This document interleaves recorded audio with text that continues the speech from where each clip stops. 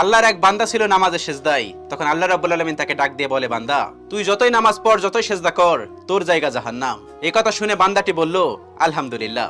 আল্লাহ তখন বলে, এই বান্দা, জাহান্নামের কথা শুনে কেউ আলহামদুলিল্লাহ কয়? বান্দা তখন বলে, আল্লাহ, জাহান্নামের মালিকও তুমি, জান্নাতের মালিকও তুমি।